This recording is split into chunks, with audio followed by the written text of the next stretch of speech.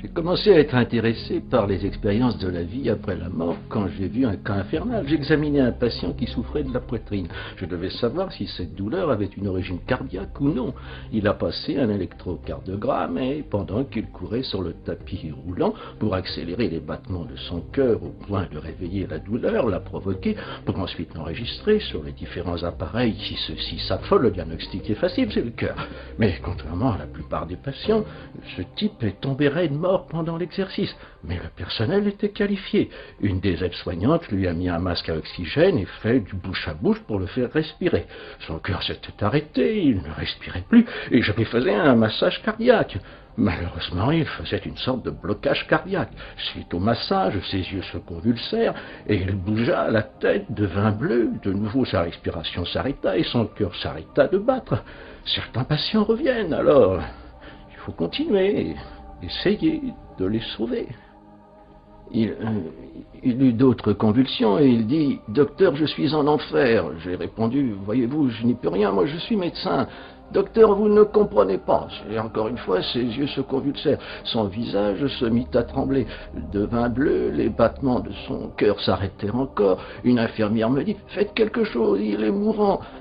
C'est son dernier vœu, on ne peut pas l'ignorer. » Il venait de dire « Docteur, priez pour moi, empêchez que j'aille en enfer. » Quand vous ne faites plus le massage, je retourne en enfer.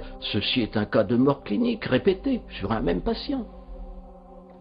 J'ai dit « D'accord. » Je bluffais, je savais pas quoi dire. J'inventais une prière pour me libérer de ce vœu. Allons répéter. Dites ceci. Je crois que Jésus-Christ est le Fils de Dieu. Seigneur, pardonne-moi mes péchés. Garde-moi loin de l'enfer. Si je meurs, accepte-moi au paradis. Allons répéter. Et il répéta.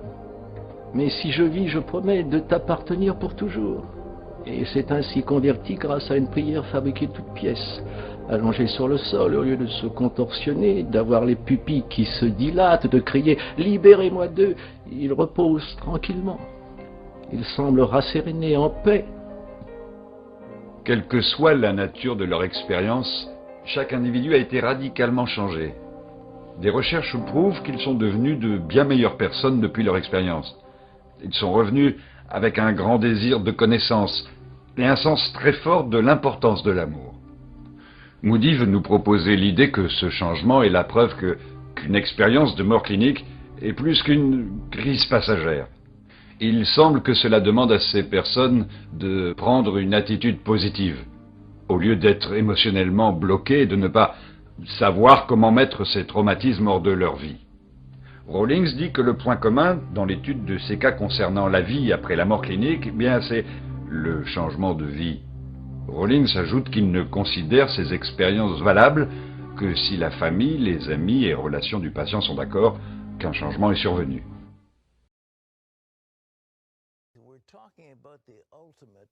C'est une semaine spéciale et nous parlons de l'ultime pour nous tous. Où allons-nous après notre mort? Qu'en est-il du ciel? Qu'en est-il de l'enfer? Que dit la Bible? Et qu'en est-il des gens qui y ont réellement été? Eh bien, nous avons des témoignages de première main. Mais selon un sondage Harris, 69% des Américains croient en l'enfer. Mais seulement 1% pensent qu'ils vont y aller. Il y aura des gens qui vont être très surpris. Mais croient-ils littéralement à un enfer de feu et de soufre? Bill Wiese dit qu'il a passé 23 minutes en enfer. Le 22 novembre 1998. C'était une nuit habituelle pour Bill et Annette Wiese. Ils ont passé la soirée avec des amis, puis sont rentrés à la maison et se sont couchés vers minuit. Environ 3 heures plus tard, Bill s'est senti retiré de son lit et jeté dans les airs. Il atterrit sur le sol dur d'une cellule de prison.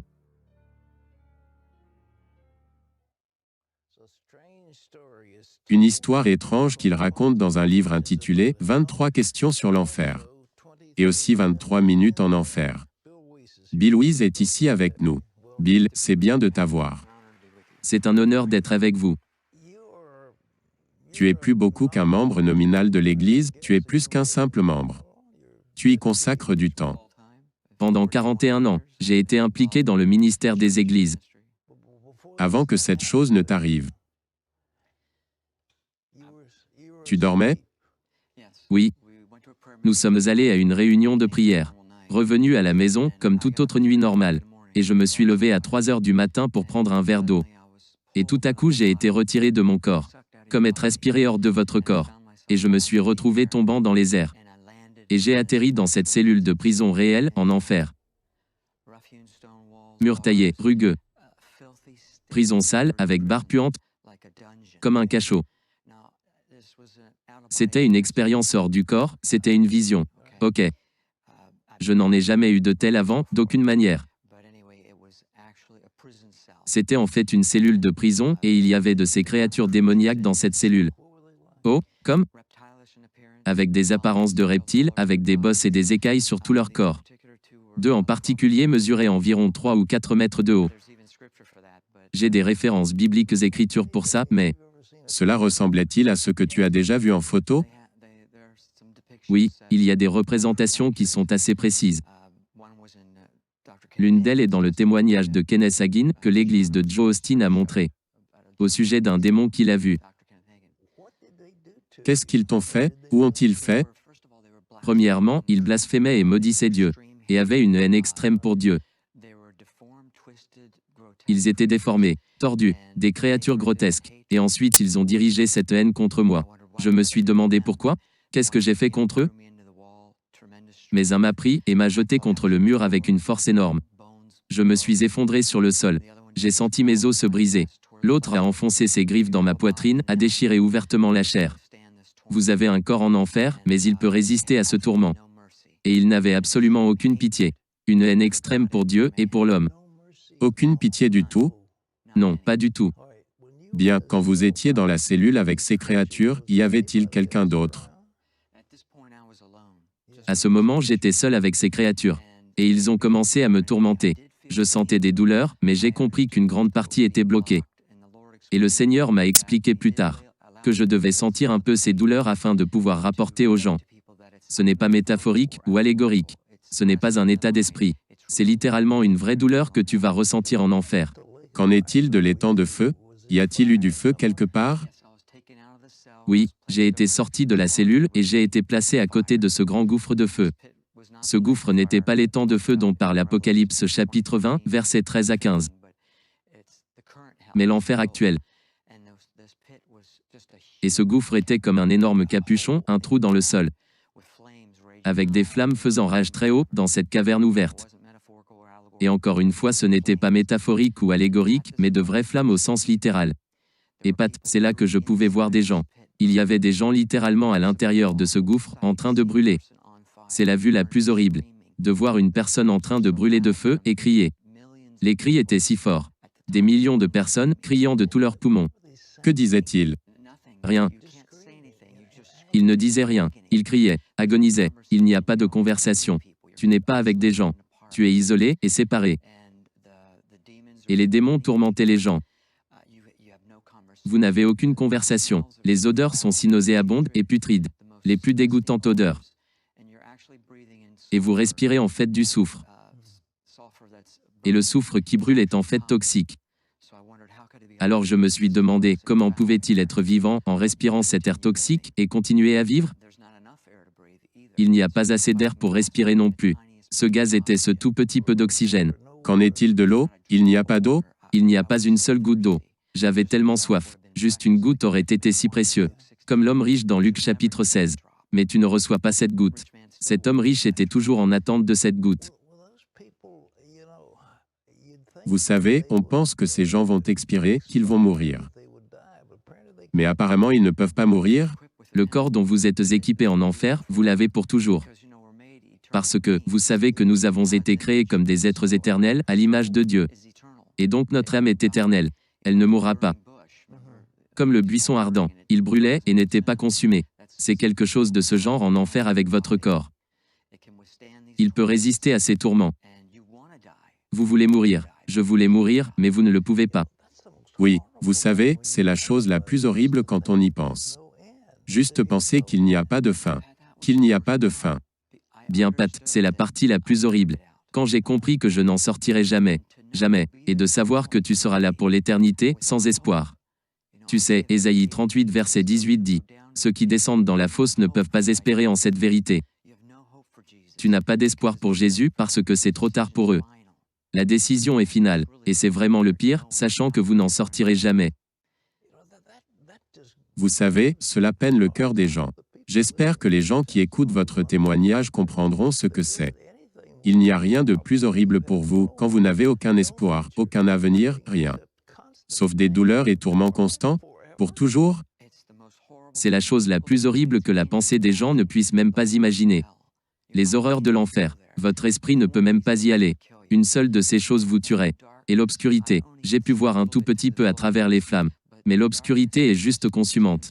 Même un peu de la lumière des flammes est si sombre que vous pouvez réellement sentir l'obscurité. Exode 10 verset 21 parle d'une obscurité qui peut être touchée. Donc ce n'est pas une exagération. Parce qu'il y a tellement de mal et de méchanceté dans cet endroit. Il n'y a aucun amour d'aucune sorte. Vous comprenez que vous n'allez jamais être sauvé. Il n'y a pas d'ange pour vous protéger. Il n'y a personne à qui parler, vous n'allez pas sortir de là. Personne à qui parler. Il n'y a aucune amitié, rencontre. Aucun. Vous n'aurez aucune rencontre. Les gens pensent qu'ils verront beaucoup de leurs copains en enfer. Ça ne sera pas de cette façon. Tu es seul. Tu es seul pour toujours? Pour toujours. Et c'est pourquoi les gens ont besoin de savoir à quel point c'est important la décision que nous prenons dans la vie-ci. Vous savez que nous servons un Dieu aimant. Il ne veut pas qu'aucun aille dans cet endroit, qui a été fait pour le diable et ses anges, non pas pour l'homme. Mais l'homme y ira parce que Dieu aime tellement l'homme qu'il lui a donné la pleine liberté de choisir. Vous savez ce qu'il a dit, tes propres paroles te condamneront. As-tu finalement crié à Jésus? Comment es-tu sorti de là? Bien, quand je regardais tout ce tourment et les gens qui brûlaient dans le feu, j'ai commencé à être soulevé à travers ce tunnel. Et c'est là que cette lumière brillante est apparue. Soudainement il eut cette lumière brillante. Je savais immédiatement qui c'était.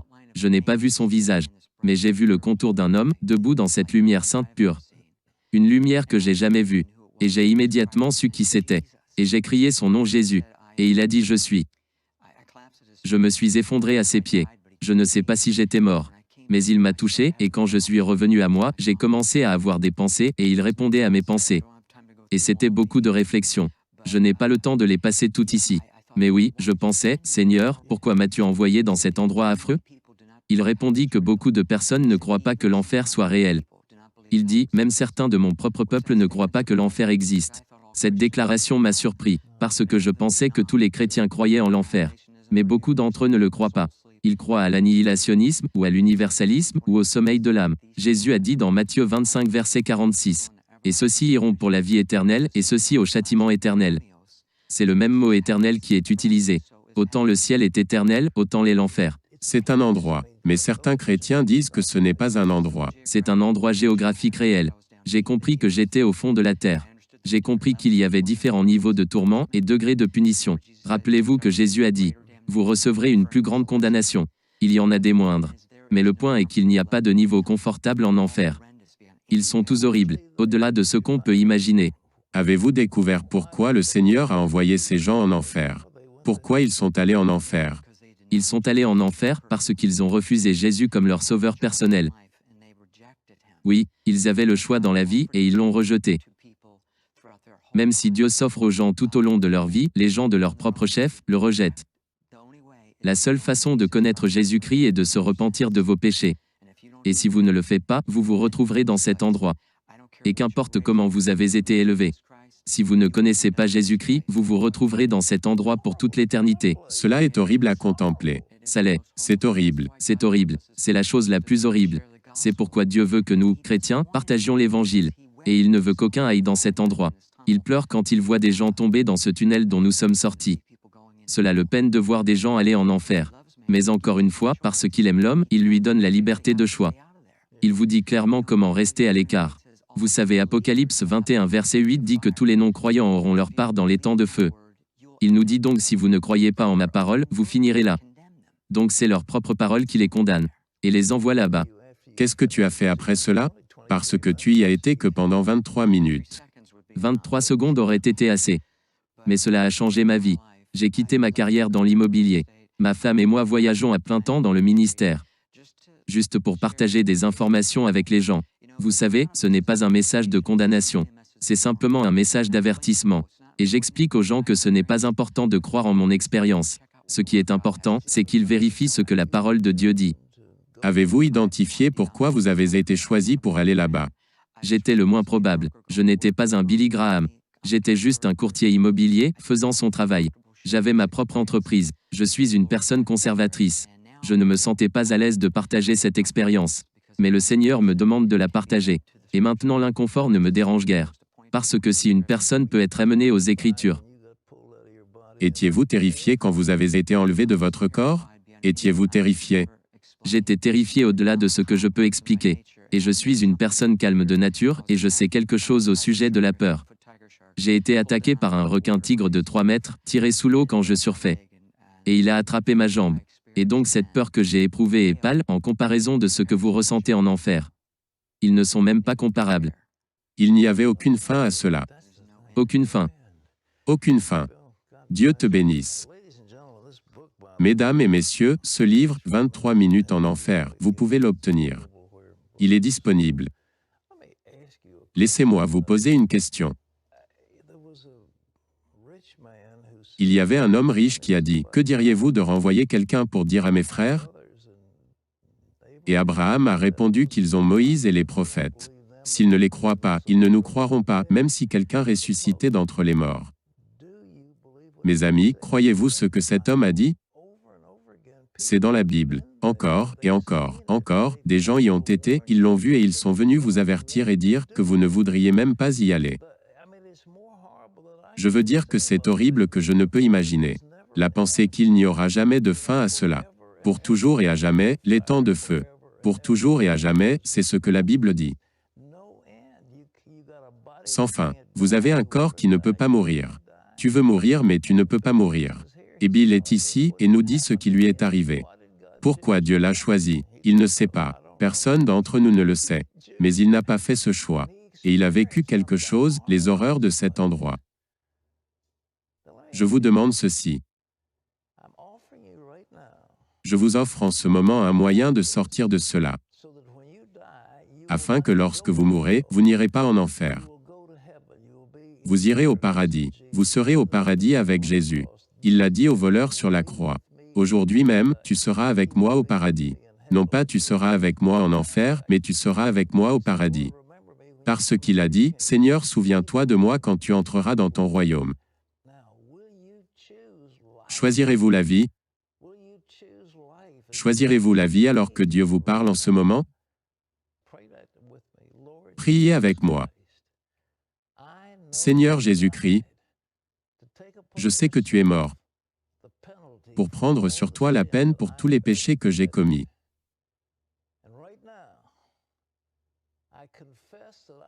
Et maintenant, je confesse que je crois que tu es mort pour moi, selon les Écritures. Et donc je te demande, viens dans mon cœur, prends le contrôle de ma vie. Vis ta vie pour moi et en moi. Et à partir de ce moment, Seigneur, je suis à toi. Merci de ce que tu as entendu ma prière. Et merci de venir dans mon cœur. Merci Seigneur. C'est gratuit. Il ne vous demande rien. Il vous demande juste d'ouvrir votre cœur et d'oser croire en lui. Osez croire. On ne demande ni d'argent. On vous demande pas une souffrance particulière. On vous dit faites confiance et croyez. Essayez. Vous n'avez rien à perdre. Essayez. J'ai essayé. Ça fait plus de 20 ans que je suis dedans. Et je ne repartirai pour rien au monde. Aucun milliard au monde ne me fera changer d'avis et me séparer de lui. Impossible.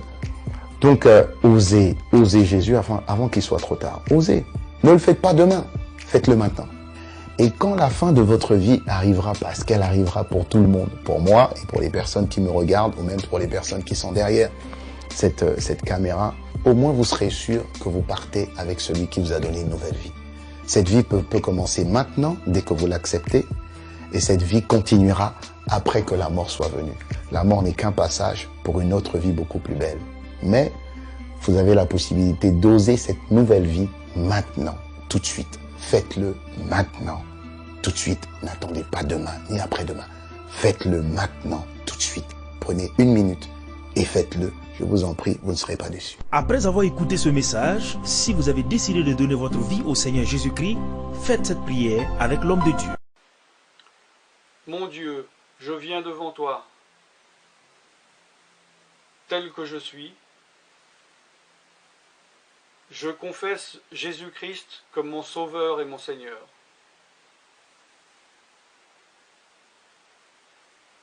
Je crois qu'il est mort sur la croix pour mes péchés, qu'il a porté ma condamnation, il a porté mes péchés et mes maladies, que Jésus-Christ est le Roi des rois et le Seigneur des seigneurs, qu'il est le Fils de Dieu, qu'il est maintenant ressuscité et assis à la droite du Père. Et il prie maintenant pour moi. Je me suis détourné de mes péchés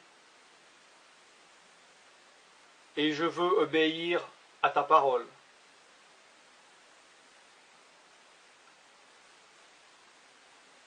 Je viens à toi en te demandant, mon Dieu, de me donner ton Esprit Saint.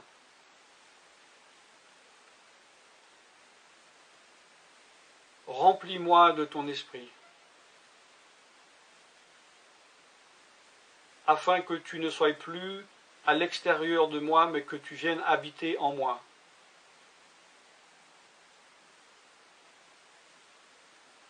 Et que je devienne ton temple. Esprit de Dieu, viens habiter en moi, purifie-moi,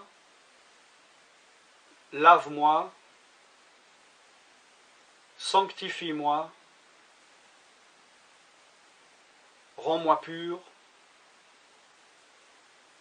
transforme-moi à l'image de Dieu. Je te remercie car je crois que tu m'as donné ton esprit. Car tu ne mens pas. Et tu as dit dans ta parole que tu donnes à celui qui te demande. Je fais cette prière au nom de Jésus-Christ. Amen.